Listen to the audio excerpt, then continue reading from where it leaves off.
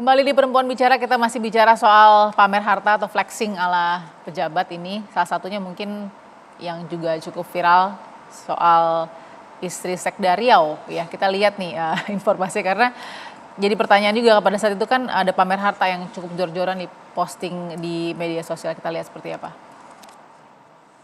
Udah saya jelaskan bahwa tas itu tersebut dibeli istri saya di Mangga 2, ITC Mangga 2 di Lorient. Itu bisa cek.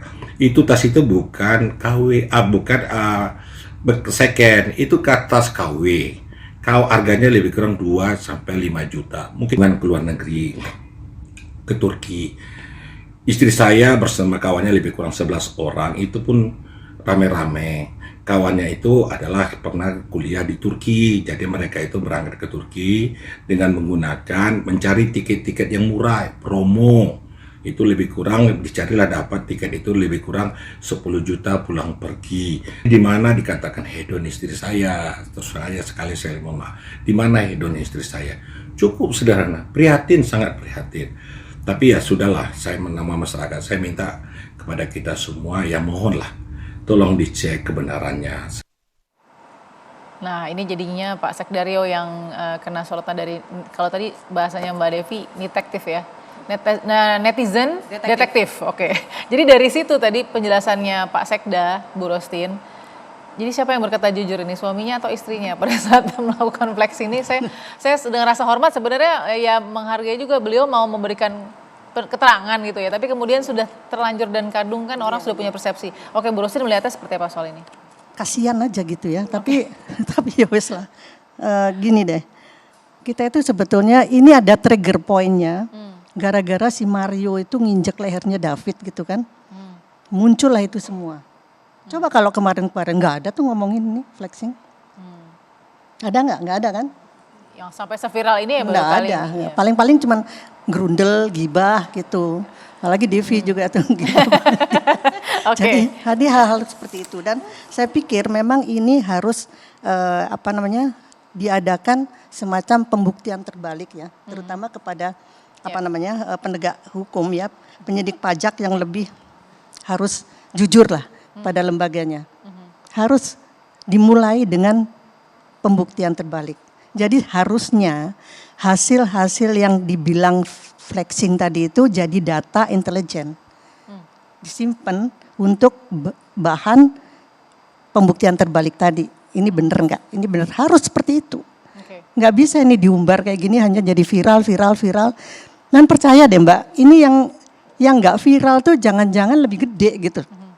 Mainnya ya gitu. Kita nggak tahu, ini yang viral yang bodoh lah gitu ya. Jadi ketahuan, ketangkep tapi kan gitu ya. Kalau barangnya KW atau ya itulah, akhirnya kan si suami harus seperti itu. Makanya ini yang paling rendah gitu loh. Yang paling nggak kaya-kaya amat gitu. Dan makanya dia kalau zaman dulu tuh istilahnya OKB ya. Jawabannya dulu itu OKB, tapi itulah yang ada. Jadi sekarang kita selalu apapun kita terkaget-kaget. Seolah-olah ini baru, padahal nggak baru. Kenapa kita nggak ngomong dari kemarin-kemarin? Ya karena belum ada yang viral kan gitu. Jadi kita terima kasih, masa iya sih? Sedih banget terima kasih sama si Mario sama David. Karena mereka seperti itu, maka muncullah semuanya. Dan sekarang semuanya bohong. Simpen semua baik-baik, titipin sama saudara barang-barang yang dianggapnya bisa menjadikan mereka itu jatuh ya, karena harganya gitu. Ya gimana sih eselon 3 punya rumah segitu gede umpamanya gitu. Itu kan harus ada pembuktian terbalik. Nah kenapa baru sekarang? Memang dari kemarin-kemarin gak kelihatan gitu loh. Oke, saya mau ke Bu Yanti kalau begitu. Goodwill dari pengawasan berarti kalau misalkan kita mau tanya. Karena kan memang nggak mungkin ujuk-ujuk baru ada sekarang nih Bu Yanti ini. Iya, pengawasan juga. Saya sebelum menjawab ini, flexing itu sebenarnya kan untuk kedua kalinya ya menjadi heboh ya. Pernah waktu itu flexing berkaitan karena flexing, kemudian orang karena kepengen kaya seperti itu, orang kemudian jadi korban-korban forex, binomo, investor ilegal. Itu kan sudah ada.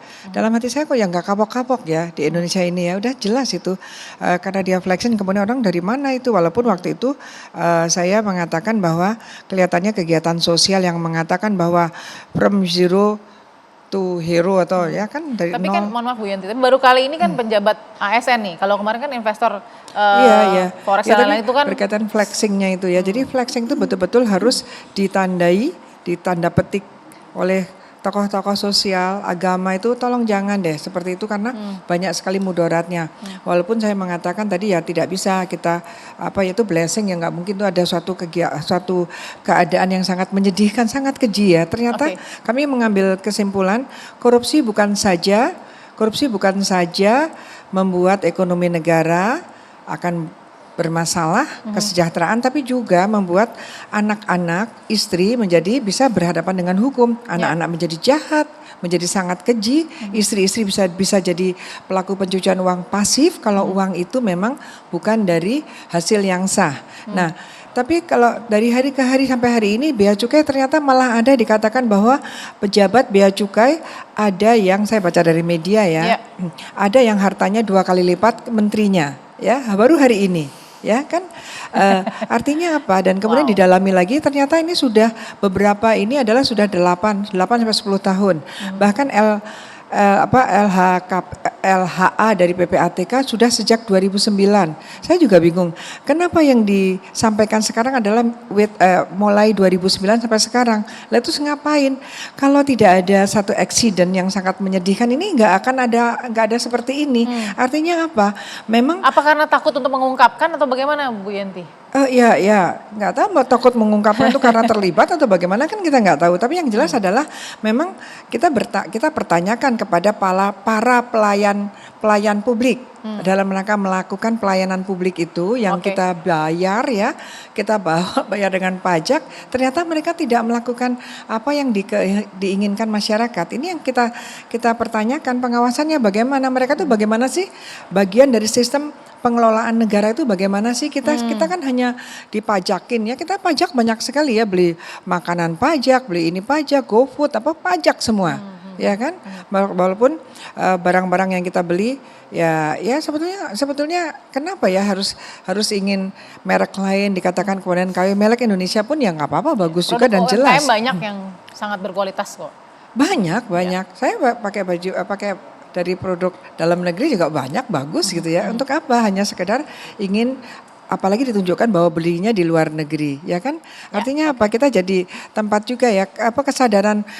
Ya saya baru pulang dari satu negara gitu ya, betapa mereka itu karena dulu dijajah oleh negara tertentu, mereka tidak mau di negaranya itu ada mobil dari negara tersebut. Betapa ya ininya. Dan mereka berpikir bahwa lebih baik barang kita dipakai orang lain, jangan sampai kita menggunakan barang negara lain. Nah kita kok nggak ke sana gitu. Kita malah bangga pakai brand-brand dan lebih parahnya lagi dibeli dari uang hasil kejahatan yang dari tahun 1988 itu namanya money laundering. Nah, itu jadi menjadi satu kejahatan. Yang 2009 sampai sekarang baru diungkap sekarang gitu ya? Iya, baru diungkap sekarang. Ini alasannya apa gitu kok? Ini PPATK mengatakan dari 2009 sampai dengan sekarang itu adalah sekian-sekian.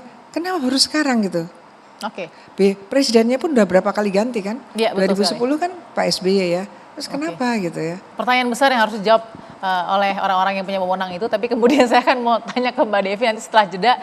Kenapa kok kita tidak seperti orang tadi ya, negara lain yang lebih mencintai produk sendiri dan ini sangat sensitif begitu. Dan apakah cukup nggak sih Shirley bagi millennials begitu ya, bahwa pejabat-pejabat seperti ini hanya dipanggil saja, diperiksa lalu seperti itu saja.